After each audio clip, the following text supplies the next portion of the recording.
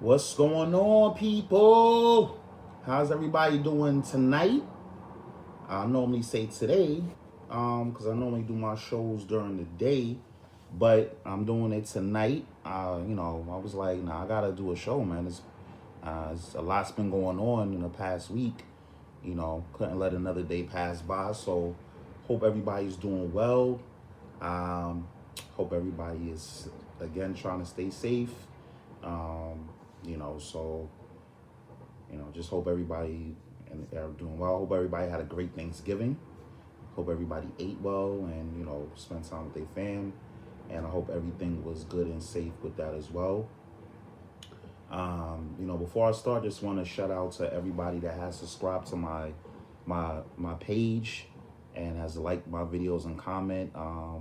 Mainly my family, thank you so much. My friends, thank you so much for that. Please feel free to subscribe to my page, Wilton George. Also, drop in a like, put in a comment. Also, you could, subscribe to my Instagram. Add me on Instagram at WillGEO85. That's WILLGEO85. I'll put up, some videos up there as well. But so far, again, everybody, I want to thank everybody that has subscribed to my page, and showed me love. Really appreciate that. Um, so yeah, we got a lot to cover today, man. A lot's been going on in the past week. I was like, man, I need to really get on. But before I do, I just want to let you, always try to represent my teams in any type of way. So I took it back. I went all the way back in the closet, and this is a throwback. And when I say that, this is an Allen Houston jersey, but it's an Allen Houston jersey with a throwback jersey from when the Knicks first started, playing in the league. Obviously it wasn't black, so this is like a throwback, retro type jersey, and you see with the little stripes or whatever. And normally it was blue or white. So I remember I got this a while back, and I was like, let me rock this. So throwback Allen Houston. Shout out to Allen Houston, one of the great shooting guards in Knicks history.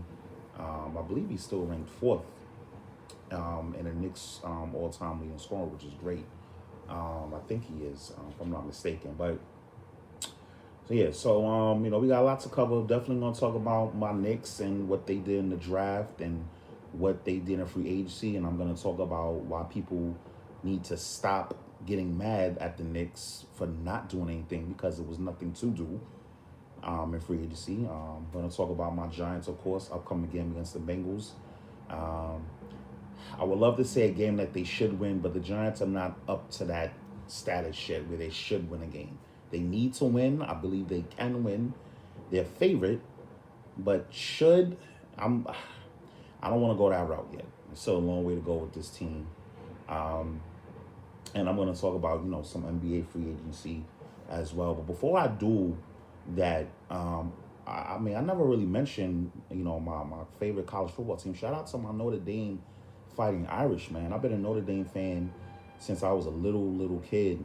Back when they used to, well, they still do when they play on NBC, and I always used to watch them, with my father. So I've been sticking with Notre Dame since. Shout out to them. They won just not too long ago. They 10-0 now. Got 2 more games left, and then the ACC championship. They most likely are gonna play Clemson. So hopefully they could pull it off, and hopefully we could win that national championship. They haven't won a national championship since 1988. I was 3 years old, so I'm sure I done told my age already, but it is what it is. But shout out to them. They doing their thing, and hopefully they could finally do what they got to do this year and win a national championship. So that's a quick shout out. So I want to start right quick with the Knicks. For once, this franchise has, other than take away Patrick Ewing, maybe Mark Jackson, the Knicks have finally had luck in their side in the draft. I mean, obitoppin was somebody that I'm sure a lot of Knicks fans would have included me, but and Leon Rose wanted him as well, but I mean, that being said, we was drafted, we was on the draft order as 8, and he was not projected to be dropped down that low. He was projected to be picked in the top 5. And oh my God, I was so nervous when he was still available. I said, Knicks, please pick this guy. Please. This guy is from Brooklyn. Shout out to Brooklyn. All my people in Brooklyn, by the way. He's from Brooklyn. He wanted to be here. National College Player of the Year. He's 22. He's been playing in college for 4 years. You cannot pass this up. And maybe some luck is going to be changed for this franchise, because if this before, he either would have got picked, or the Knicks would have passed up on him, and the team afterwards would have picked him.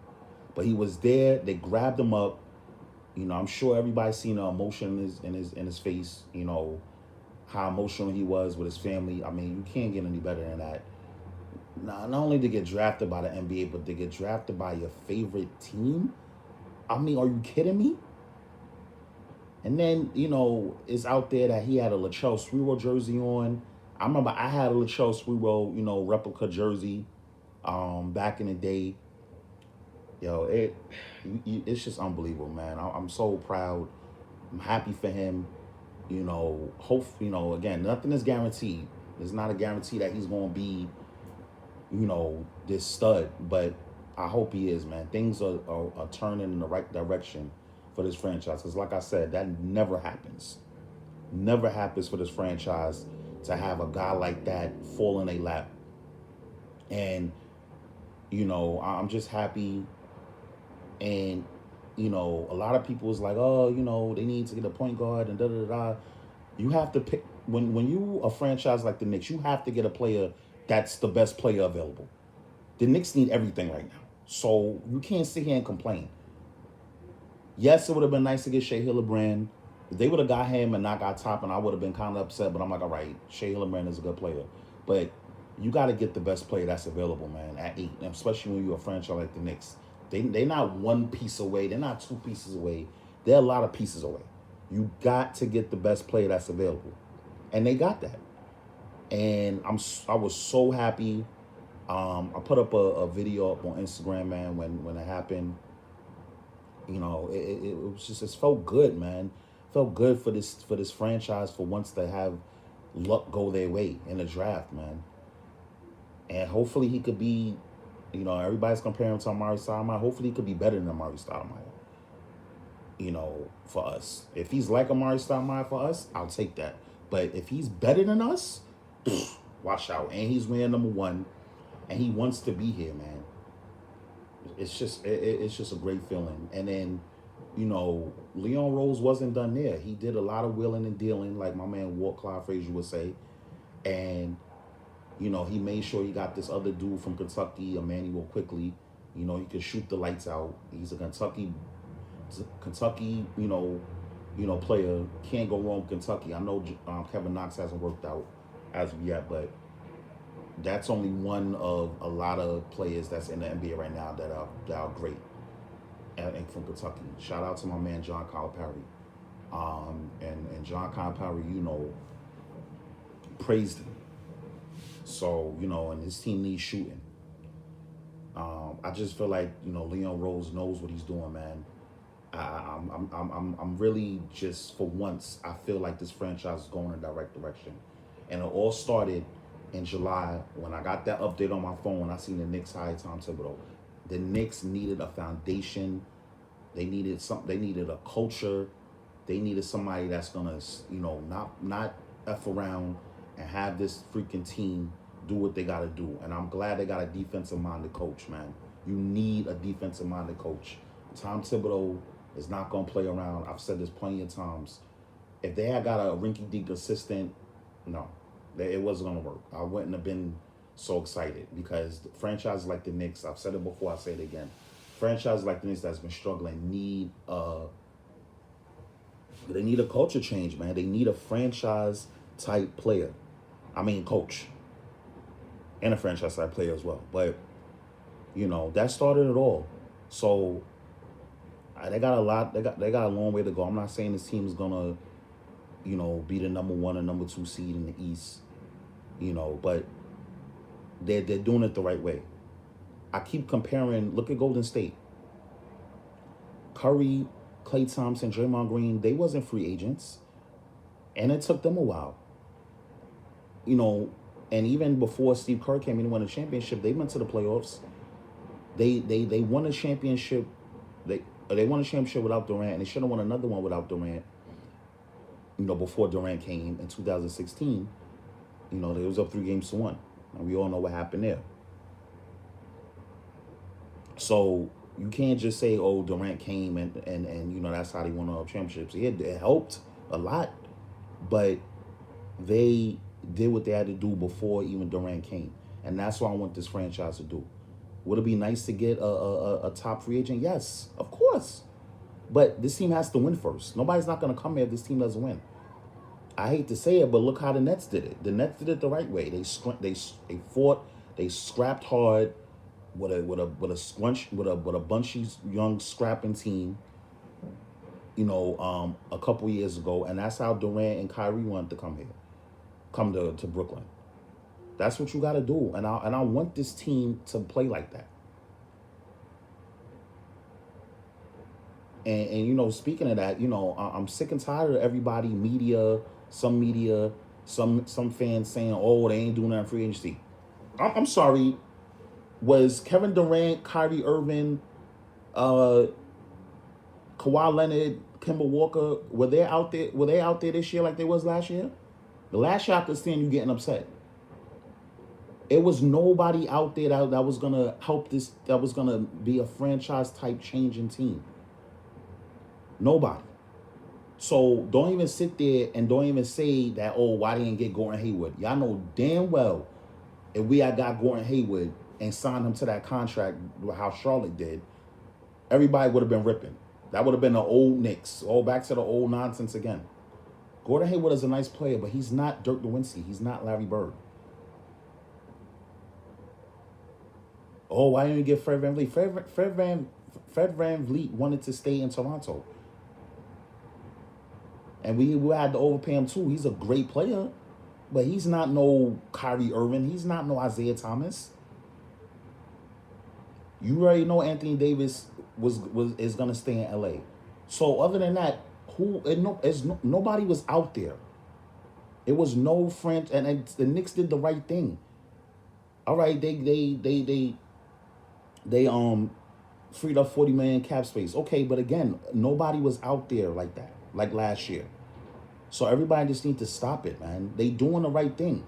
You want them to just, because they got $40 million in cap space, or just get everybody? No. That's not how, no. I'm not giving a 2-3 year deal with a lot of money to a certain player. A certain player. They gave that to Austin Rivers, but it's only $10 million. And it's a player option. That's what you got to do. I know everybody's sick and tired of that. Oh, sign these guys and 1 year deal player options. But again, other than last year, I can understand if you complain about last year. Nobody was out there for this team to get. Get that through your head, guys. Come on. What are you so upset about? They are building through the draft. They need to do that.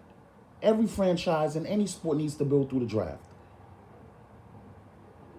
And again, they have the right coach. Now, if they didn't have, in my opinion, a stud coach like Tom Thibodeau, and then they would have did this, then we'd be in trouble. Then you'd be like, all right, we need to start. But even so, nobody's not coming unless we win. You got to build something before they come. Like the movie said, if you build it, they will come. Field of Dreams. I don't know if a lot of people know about that movie. Great movie, by the way. But come on. Y'all smarter than that, man. No matter what the Knicks do, damn if they do, damn if they don't. They can't win. Just be happy that we got a stud player from college that's 22 years old. And the way how the draft just happened last week, and the NBA season, the training camp is starting next week, and the season's starting December 22nd. That's good. He's NBA ready.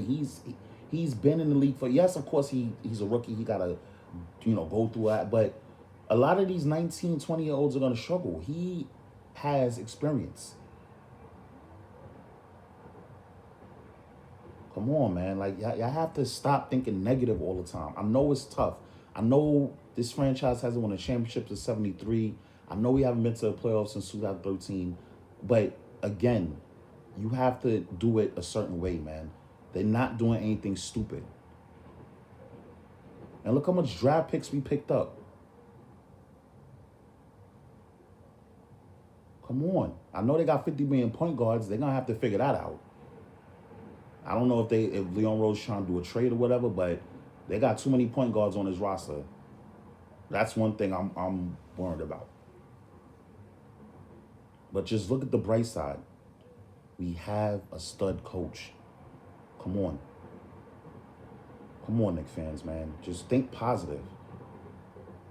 I'm not saying that this team, it may not even be a guarantee that this team make the playoffs, but I'll tell you one thing, Tom Thibodeau ain't going to have these dudes playing whack. They're going to be playing defense, I'll tell you that. Come on.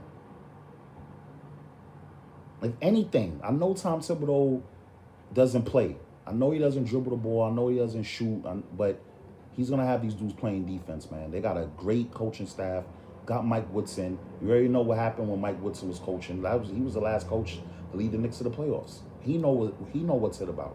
What's it about? You got to think positive, man.